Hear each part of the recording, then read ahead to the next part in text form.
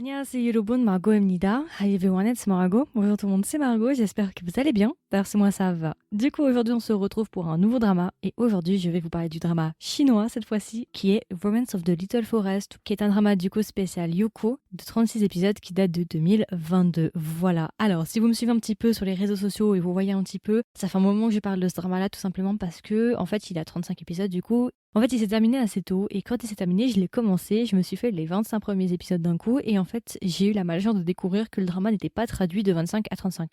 C'est quelque chose que j'ai horreur de faire, mais j'ai dû le faire et j'ai dû attendre, je crois, 2 ou 3 semaines avant de regarder la suite. Et vous savez que c'est une zone assez dangereuse dans cette configuration-là parce que généralement, quand j'arrête un drama, il y a beaucoup de chances pour que je n'apprécie pas le drama parce que justement, bah voilà, j'aime pas arrêter le drama en cours, j'ai horreur de ça. Mais je peux vous le dire, le drama a survécu. Et malgré le fait justement que j'ai quand même mis en pause 2 semaines, je l'ai quand même beaucoup apprécié et je voulais vous en faire un petit retour. Parce qu'il est quand même passé assez inaperçu. En tout cas, en Chine, il a été très populaire. Mais ici, à l'international, je trouve qu'il n'a pas vraiment été exposé, ou en tout cas, il n'a pas vraiment été très populaire. Donc, il n'a pas vraiment été mis en avant. Donc, je voulais vous en parler. En actrice principale, nous avons Yu Shu-sin qui a joué il y a pas longtemps dans Love Between Fairy and Devil. Vous vous souvenez avec Wang Kredi. Voilà, le drama spécial Haïti, vous savez, avec San Lan Hua, la fleur orchidée et tout. Vous voyez ce drama, bah c'est elle, Yu Shu-sin. Et en acteur principal, nous avons Zhang Bingbin. Alors Zhang Bingbin, moi je le connaissais moins. Alors il avait joué dans The King's Woman. Je pense que c'était son rôle le plus connu à mon avis. Moi, c'était pas vraiment un acteur que je connaissais et que j'appréciais particulièrement, mais comme j'aime bien la fille, comme j'aime bien Yu Shu-sin, je m'étais dit bon bah vas-y, on y va, on teste. Et voilà, ce sont nos deux acteurs principaux qui vont avoir une petite romance assez sympa. Alors du coup, il faut que je vous explique du coup de quoi parle Romance of the Little Forest. Bah en fait, comment vous dire ça? C'est un peu, en fait, on va dire que c'est un peu bancal. Je vais être honnête avec vous, c'est un peu bancal, mais bon, c'était quand même sympa. Donc du coup, Yu Shu-sin, elle va jouer le rôle de Yu Mei-jeon, et Zhang Bingbin, lui, va jouer le rôle de Jiang Yu. Et en gros, on comprend au début du drama que en fait, Mei-jeon, Yu Mei-jeon, en fait, c'est une jeune femme qui, en fait, est doctorante. Elle est spécialisée, en fait, dans tout ce qui est ornithologie. Et en fait, on comprend que Yu Mei-jeon, en plus d'être doctorante justement en ornithologie, elle est aussi influenceuse extrêmement connue en Chine. Elle gagne en fait sa vie majoritairement en fait de son job d'influenceur. En fait, malgré le fait qu'elle soit doctorante et qu'elle soit professeure entre guillemets, elle n'enseigne pas du tout à l'université. Et on comprend qu'elle vit un petit peu une double vie parce qu'en fait, ses parents ne sont pas au courant qu'elle est influenceuse parce que ses parents vivent à la campagne et ses parents pensent qu'elle travaille en tant que professeure à l'université. Et d'autre côté, on a un autre personnage qui s'appelle Jiang Yu. Jiang Yu, lui, c'est un doctorant lui aussi, mais c'est un botaniste du coup. Je sais pas si on peut dire ça comme ça, oui, je pense. Ils ont le même âge, il me semble, si je dis pas de bêtises, où ils ont peut-être un léger écart d'âge, mais ils sont en fait tous les deux de la même université. Ils sont allés à la même université et ils sont tous les deux doctorants. Je vais pas vous expliquer comment, mais ce qui va se passer, c'est qu'en fait, Yu Mei-jeon et Jiang Yu vont se rencontrer et on va dire qu'ils vont partir sur le mauvais pied. Et en fait, Yu Mei-jeon, elle va en vouloir à Jiang Yu et elle va vouloir se venger. J'ai pas précisé, mais Jiang Yu, en fait, il est assez froid, assez distant. Il peut paraître aussi un petit peu hautain, très intelligent, bien évidemment, le cliché, vous voyez, du INTJ, voilà. Assez froid, qui méprise un petit peu les gens bêtes. Ou en tout cas c'est l'impression qu'il donne.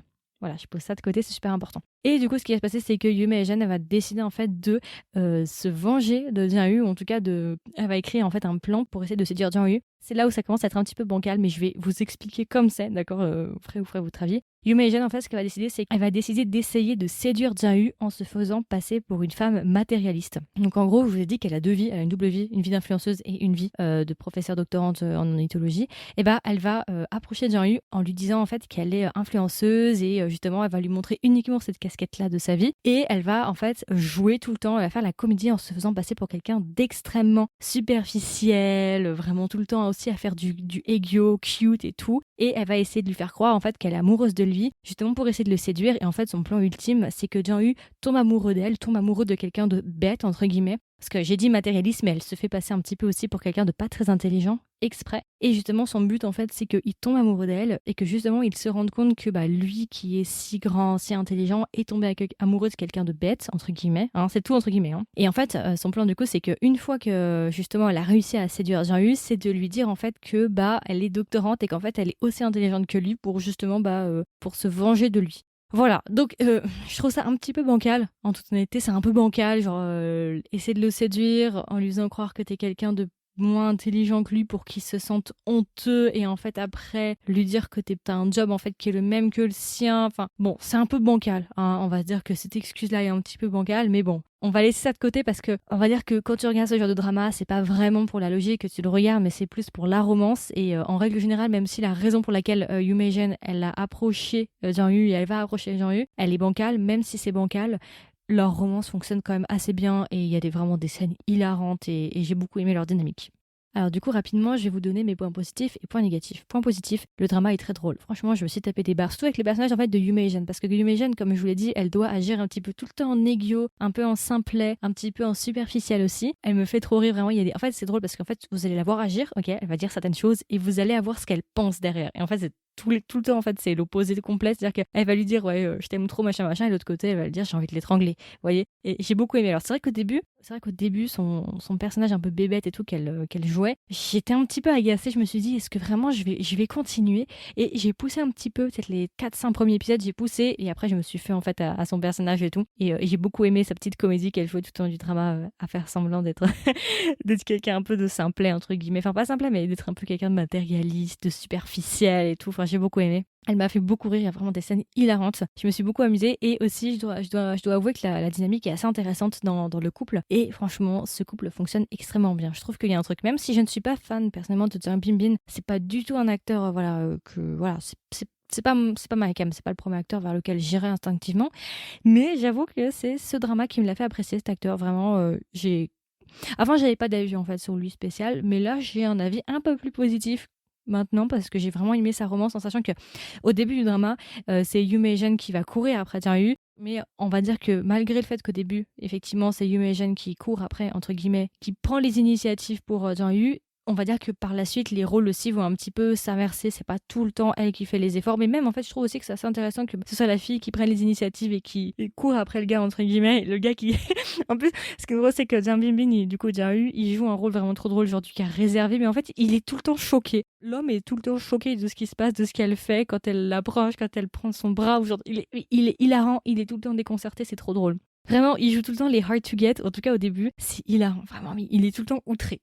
Il est vraiment outré, c'est trop trop drôle de le voir, vraiment. J'ai beaucoup aimé le drama, il me fait beaucoup rire. Leur dynamique est vraiment drôle et j'aime bien aussi quand Jang-yu flirte ou en tout cas genre joue avec Yume Jin, parce que généralement c'est Yume Jin qui flirte avec Jang-yu justement pour essayer de le séduire, vous voyez. Il y a des fois où lui il contre-attaque et vraiment c'est pas mal. Quand il contre-attaque, il y a vraiment des petites scènes assez sympathiques, donc ça fait du bien. Ce que j'aime bien aussi, c'est que c'est une romance, ok, mais ça va pas être juste une romance chamallow, machin, machin, pendant 35 épisodes. Parce que c'est vrai que 35 épisodes, c'est un peu long pour une romance, vous voyez. Non, non. Il va se passer des petits moments de turbulence, donc ça, c'est bien justement pour remettre un petit peu les choses en question et tout, comme ça rajoute un petit peu de drama, de sang, de pleurs, vous voyez. Donc j'aime bien. C'est pas tout le temps plat où on va dire qu'ils vont pas se mettre en couple dès le 4e épisode et après tu suis leur vie de couple. Pas du tout. Ça va mettre du temps avant qu'ils se mettent en couple. Il va y avoir des zones de turbulence aussi, donc voilà. Pour ceux que ça intéresse, si vous voulez un truc un peu, voilà, un peu plus challengeant, on va dire ça comme ça. Ouais, le couple fonctionne bien. Moi, je trouve que franchement, ils sont mignons ensemble. Franchement, ça fonctionne. Ça, ouais. Franchement, j'aime beaucoup. Et même l'univers du drama est vraiment très cute.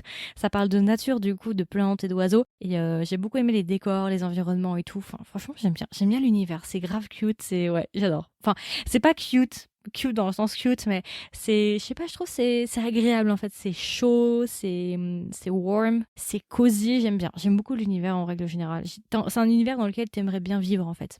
Donc voilà, les points négatifs, bon, j'en ai quelques-uns. Alors, premier point négatif, le couple secondaire, je trouve qu'il est inutile. Il y a un couple secondaire qui vraiment prend beaucoup trop de temps. En fait, il y a 35 épisodes parce qu'il y a un couple secondaire qui est pour moi vraiment mais inutile. On aurait pu l'enlever, franchement, et on aurait eu, je pense, 28 épisodes, et ça aurait été beaucoup mieux en fait. Moi, je trouve qu'on aurait dû couper le couple secondaire parce qu'il n'y a aucun intérêt à ce couple secondaire. Moi, dès qu'il y avait le couple secondaire, je passais. Dragging, en fait, c'est juste, ça tire en fait. C'est vraiment du watering down pour faire des épisodes, mais en fait, on avait vraiment l'impression que c'est ok, il faut qu'on fasse 35 épisodes, qu'on fasse un maximum d'épisodes. Le problème, c'est qu'on n'a pas cette chose à dire. Du coup, bah vas-y, on va créer un couple secondaire, comme ça va prendre du temps et on va faire plus d'épisodes. C'est un peu l'impression que j'ai. Il y avait quelques longueurs, mais ça, du coup, c'est surtout à associer avec le couple secondaire. Il y avait quand même quelques longueurs, ça traînait un petit, mais c'était minime, hein, en vrai, franchement, en toute honnêteté, c'était quand même assez minime. Je trouve que ça va. Le 3/4 du drama est quand même assez dynamique, il se passe toujours des choses. C'est vraiment sympa, il y a beaucoup d'humour, donc voilà. Mais c'est juste le couple secondaire pour moi qui est le point négatif du drama. Il y a aussi des personnages un peu clichés. Je pense à un personnage en particulier qui est vraiment genre le cliché quoi qu'on retrouve dans presque tous les dramas chinois. Je trouve c'est un peu dommage que ce personnage en fait soit que unidimensionnel en fait. Il y a pas d'entre deux, il y a même pas de bidimensionnel, il y a rien en fait. C'est juste voilà. Je vais pas en dire plus, je vais pas vous spoiler, mais je trouve ça un peu dommage qu'on n'ait pas plus traité le personnage pour le coup.